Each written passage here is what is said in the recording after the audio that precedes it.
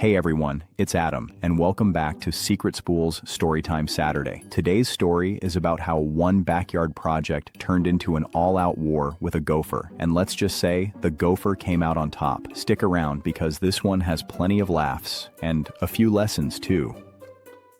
I thought I was flying home to Florida for a relaxing family visit. The plan was simple: spend some time with my parents, enjoy the sunshine, and maybe do a little yard work to surprise them with a fresh new garden.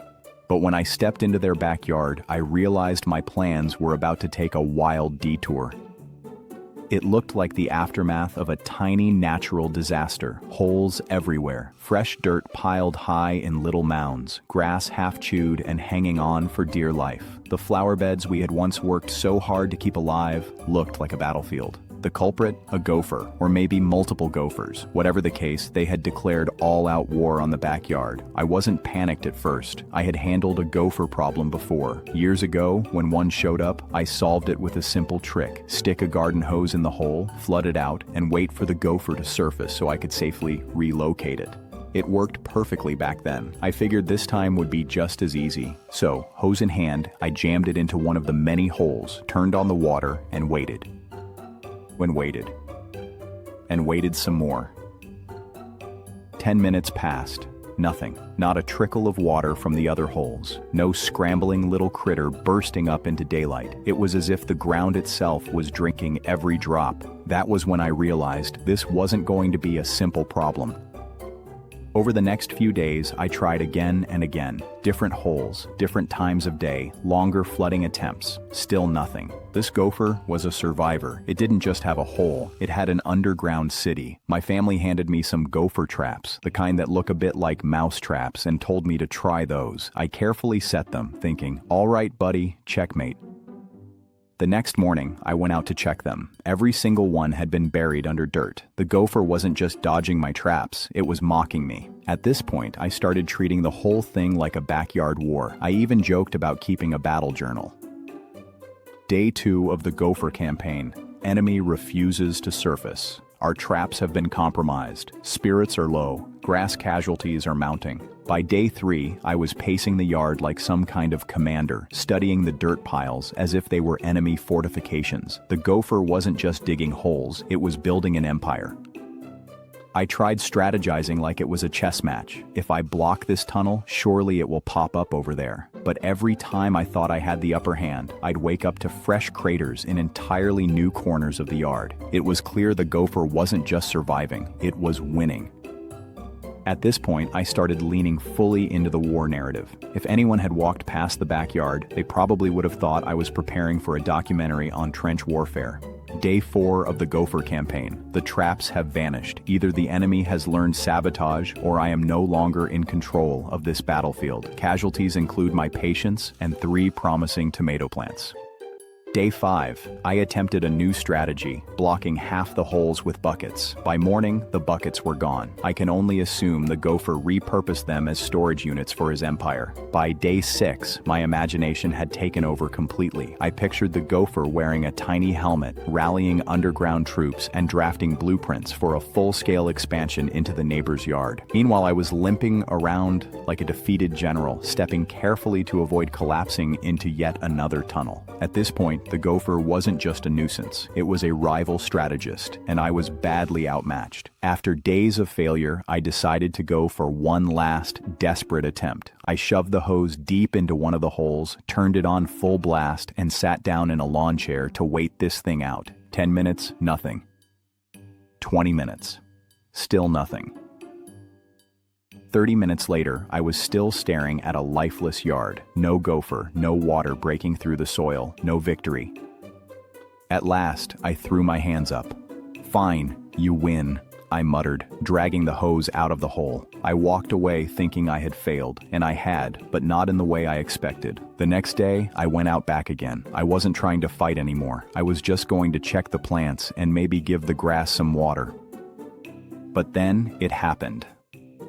With one step, the ground gave way beneath me. My legs sank straight into the earth, like I had just stepped into quicksand. I stumbled out, brushing off dirt, and looked down to see the full horror. I had literally fallen into a gopher utopia. The more I looked, the more surreal it became. The soil was like cake batter, perfectly damp and soft. The tunnels crisscrossed underfoot, little highways branching out in every direction. When I leaned down, I could actually see where blades of grass had been pulled underground and half chewed, like tiny green flags marking the gopher's feasts. Seeds, bugs, roots. It was like the critter had stocked a full buffet.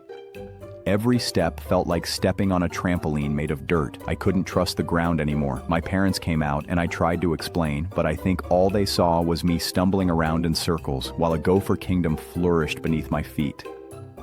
The irony hit me hard. I hadn't destroyed the gopher's home. I had remodeled it.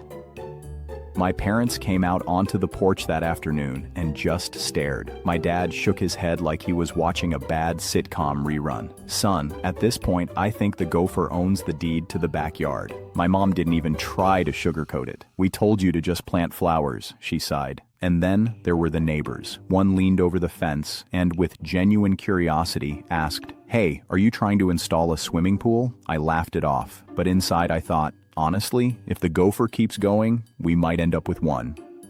Every onlooker had the same conclusion. The yard wasn't mine anymore. It belonged to the gopher. It was official. The garden project was over. The plants were gone. The backyard looked like a war zone. And the gopher, well, it was thriving more than ever. I had promised my family a beautiful, revitalized garden. Instead, I left them with a backyard they couldn't even walk through without risking twisted ankles. When I told friends about what happened, I got the same response over and over. Wow, that sounds like Caddyshack. The funny thing, I had never even seen that movie until this fiasco. Now I understood exactly why people were laughing. It made me realize something bigger too. Life is full of little gopher problems. They start out small, just a few bumps in the yard, and we assume we can fix them with old tricks or quick shortcuts. But if we don't adapt, those small problems grow until they're impossible to ignore. I thought I was being clever, recycling the same solution that worked years ago, but the world doesn't stay the same, and neither do the challenges we face. What worked once won't always work again.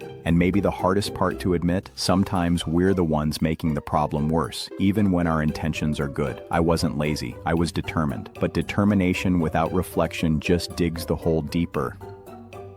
And the more I thought about it, the more I realized this wasn't just about gardening. It was a snapshot of how I tend to deal with problems in general. How often do we face setbacks? And instead of stepping back to think, we double down on doing the same thing, just harder. I treated the gopher like an opponent I had already beaten once, so I assumed history would repeat itself. But life rarely plays out the same way twice. I could have researched better methods, asked for advice, or even admitted that this wasn't a problem I could solve on my own. But pride got in the way. I wanted to be the hero who fixed the yard, so I kept pouring time and water into the ground until all I had left was a soggy mess. It reminded me that persistence without adaptation isn't strength, it's stubbornness. Real progress often comes from changing the plan, not from forcing the old one to work. Looking back, I realized this whole experience wasn't really about a gopher at all. It was about assumptions. I thought what worked in the past would work again. I thought I could outsmart nature with a simple trick. And I underestimated how resourceful even the smallest creatures can be. The real lesson? Sometimes our quick fixes just make the problem worse. Instead of solving the issue, I had doubled down until I turned it into something completely unmanageable. If I had slowed down, done some research, and approached it differently, maybe I would have saved the garden. But instead, I ended up in a backyard comedy sketch. In the end, what struck me most wasn't the ruined garden, but the reminder that life rarely bends to our control. We plan, we push, and we think we can force outcomes to match our will. But sometimes we're just pouring water into the ground, making things easier for the very problems we're trying to get rid of. It's humbling, really, because in some ways, we've all been that gopher, digging in, stubbornly sticking to our tunnels, while someone else tries to push us out. And maybe that's why this story resonates. It's not just about a yard. It's about learning when to let go, laugh at ourselves, and accept that not every battle can, or should, be won. And that's how I lost an entire garden to one determined gopher. What started as a simple yard project turned into a comedy of errors, and a reminder that sometimes even the smallest battles can teach the biggest lessons. Thanks for joining me today on Storytime Saturday. If this story made you laugh or maybe reminded you of your own backyard battles, go ahead and drop a comment. Don't forget to like this video and subscribe so you won't miss the next story. Until then, I'm Adam, and this has been SecretSpool, where we turn everyday misadventures into unforgettable stories.